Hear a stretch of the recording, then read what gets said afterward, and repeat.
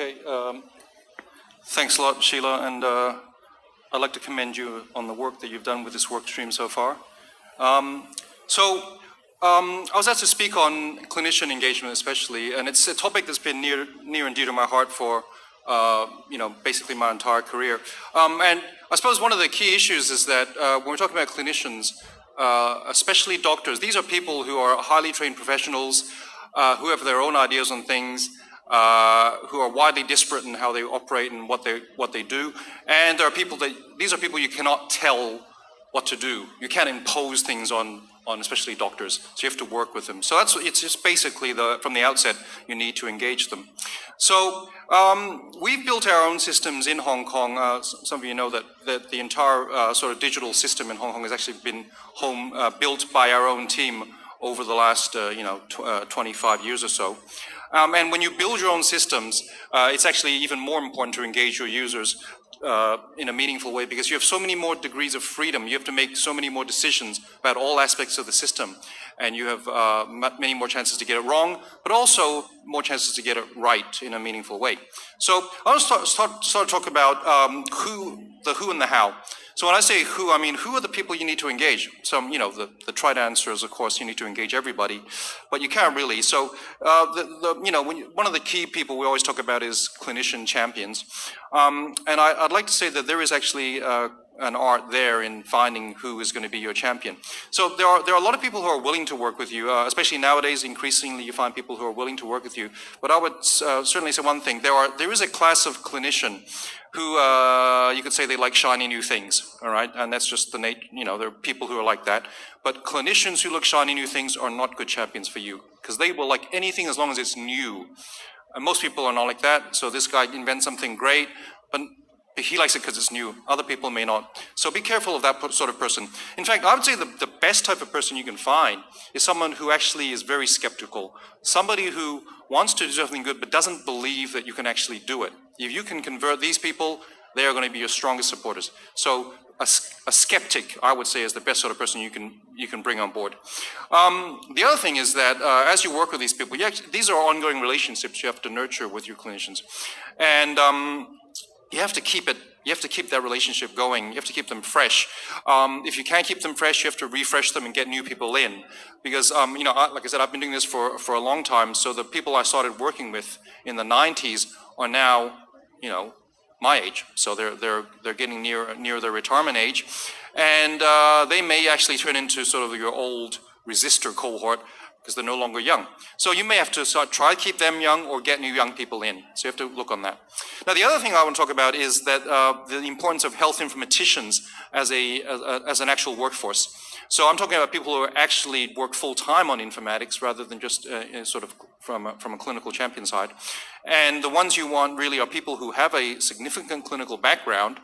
So I have a team of 150 people in the health informatics department, and almost all of them we hired over from the clinical side, and almost all of them work full-time on the health informatics side. So and the reason I say this is so critical is because it's much easier to get a health person to understand sort of aspects of IT and systems than it is to get the reverse, to get an IT person to understand healthcare, because healthcare is just much more complex. So it's really important to have these people, and I think it's important to have them full-time, but that may not always be possible.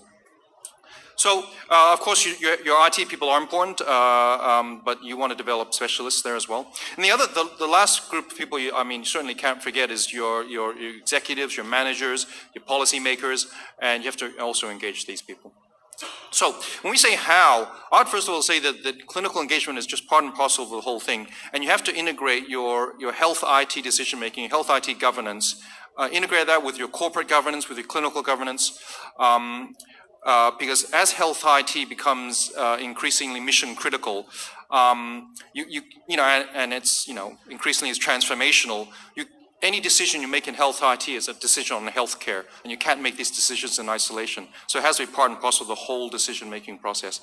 And designing an IT system nowadays means designing a healthcare process. So keep that in mind. And the other thing is you have to keep this concept of health IT being a change agent, being transformational, making a difference. Keep that front of mind in all the different levels of decision maker in your country or your organization. All right. Secondly, is when you're talking to the clinicians, when you're engaging them, always let them know that you are trying to improve healthcare. Okay. Let them, first of all, of course, you have to believe that yourself, but keep that out there because that's what they want, right? And so you either want to improve the quality of the healthcare, you want to improve the efficiency of the healthcare, or preferably you do both. Okay. Now, occasionally you get administrative things coming down which do neither, right? They worsen they don't improve quality and they make it more onerous. Those are the things you really want to avoid doing. And if you have means of avoiding doing those things, I would say avoid doing them. Okay, if you can convince your clinicians you're improving the process, improving the quality, they will often be on board already. All right. Co-design. So this is, again, engaging them, it doesn't mean just talking to them. It means actually involving them in decision making and actually showing them prototypes, actually working through the actual workflow, trying things out in real life situation and getting them to sort of say what works and what doesn't work. It's an iterative, cooperative enterprise. And it's really the only way to do this. You can't sit in a room and talk to people and then design the system and expect it'll work. It will not. People cannot tell you what will work and what will not just from experience. It's too complex an enterprise for that to work. And I speak from experience. You have to try it. You have to put it in place too. And especially if you want it to scale, you want it to apply to other settings, then it's even more important. All right. And lastly, of course, is that needs change as systems are put in place. In fact, health IT is a change agent. So the very act of putting a health IT system in changes the nature of what you're dealing with. So the health IT system immediately needs to evolve to account for the new situation. So when you're factoring these programs of development or implementation, you have to realize that you must allow for sort of for the ongoing evaluation and enhancement of the system. They will need to evolve, and if you can't evolve, then you're going to lose your engagement. So keep that in mind. All right, I was going to share with you just a couple of examples. One which was good, and one which is more difficult. So I'll talk about the inpatient medication project that we implemented across the whole of Hong Kong. And so, as I said, we build our own system. So we had to build a totally new system to cover the entire inpatient medication process, which is one of the highest pressure, most critical processes there is. And it also involves a very large number of users. Okay, so we're talking about changing from the old paper way of ordering and administering to a totally new electronic system. First thing we decided when we talked to a lot of people was that it had to be big bang. You can't keep part of it paper and part of it electronic. It just doesn't work. So then when you're doing this, you face this high risk. Big bang's always a high risk, and so we had to look at now. As I said, it's a change agent. You have to redesign the process. You can't just reproduce the process of paper and hope it works. You redesign the process for electronic. So you have to sort of do a lot of workshops with a lot of users and try things out in sort of simulated environments. And then we decided to build it. We call it an in situ development. Build it inside an actual working health organization, a hospital. And as we're building it, we're trying it in low risk sort of ways, and then taking those lessons immediately changing the system. Okay, so it's very much a very iterative in real life development.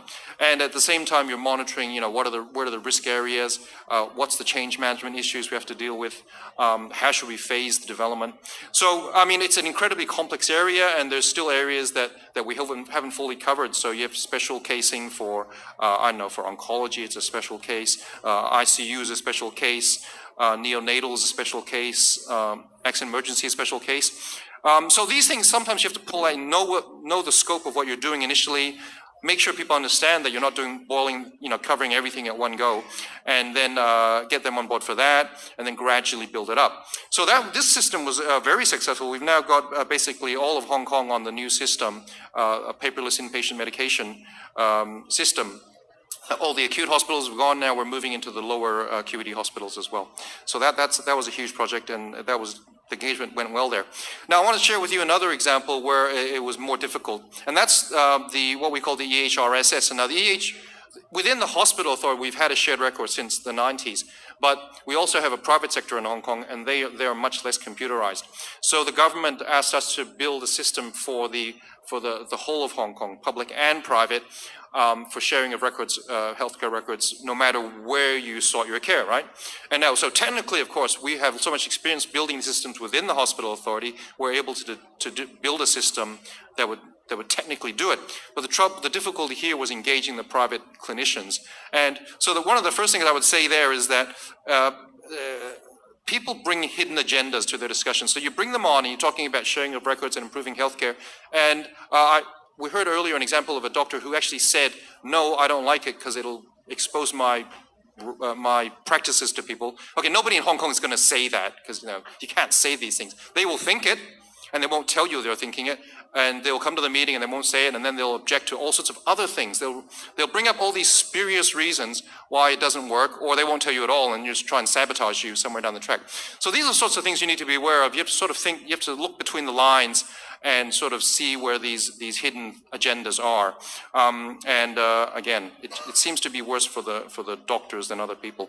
So we had a so just convincing them on the benefits of the system, using the patient good as the thing isn't enough to drive them, because there's all sorts of other reasons they don't want to do it.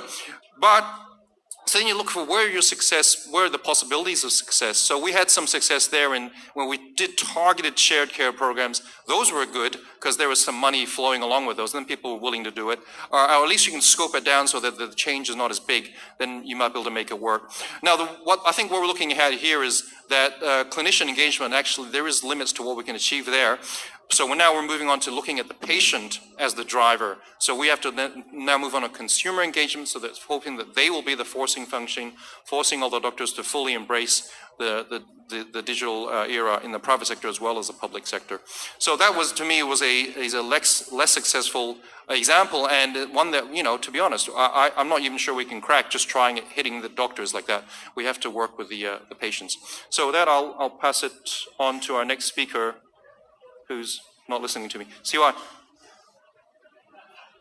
Chee Yong, you're up. Oh, Sheila's going to do it. Okay.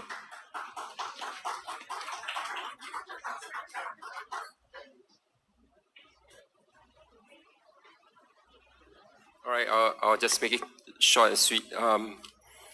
For those who don't know Singapore, we have 5 million people squeezed in a small little island of about 30 kilometers.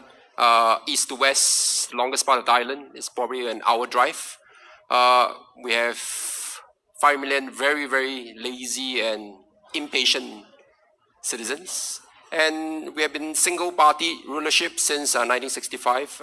On average, every citizen has 3 mobile devices, and highly digitized and highly impatient. So over the years, I was listening in terms of how did we engage the consumers, how do we engage the patients in order to bring them into this journey of digitization and hopefully self-management and hopefully improving healthcare. It is a tough journey, all right? So, but I want to paint you a future state. Imagine you have a crystal ball right now and you look forward 5 to 10 years from now. Assume every system in your country is fully integrated, seamlessly integrated. Assuming that every citizen has a mobile phone with a mobile app that accesses healthcare seamlessly 24/7. Then what?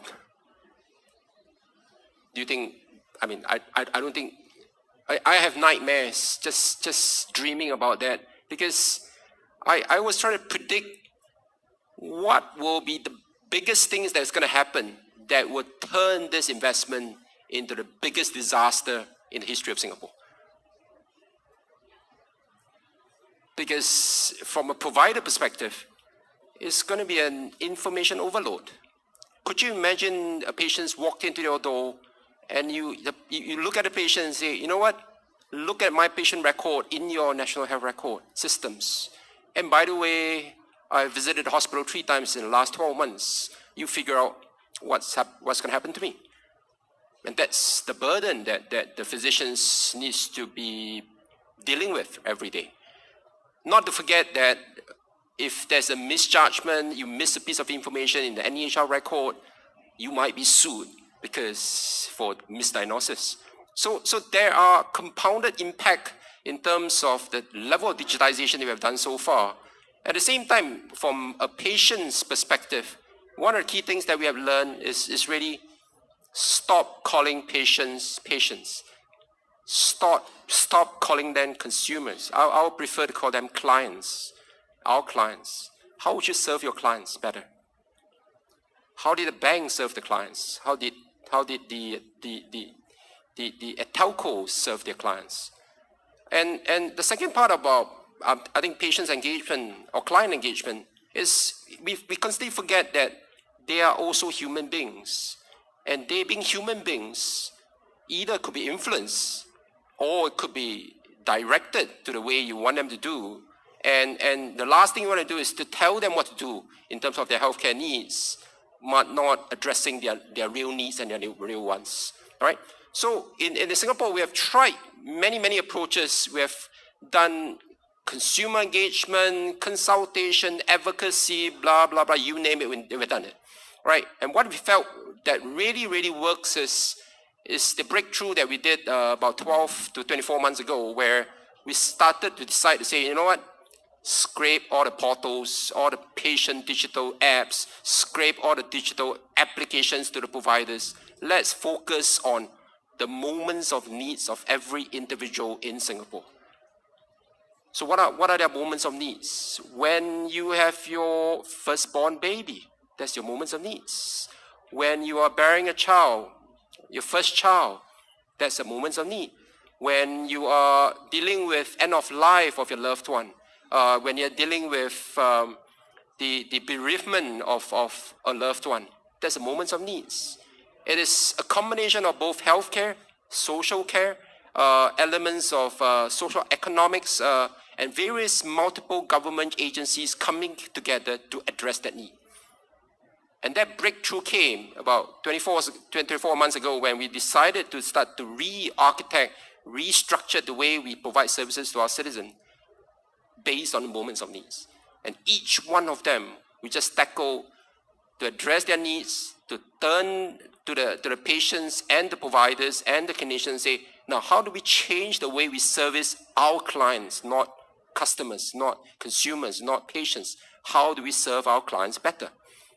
So that transformation is happening right now. Hopefully next year I can give you guys a better analysis of what we've done so far. But I think there's some of the key lessons learned is really look at the patients from a different perspective, see them as clients and see how we can serve them better, address their needs, and last but not least, treat them like human beings. All right, thank you very much.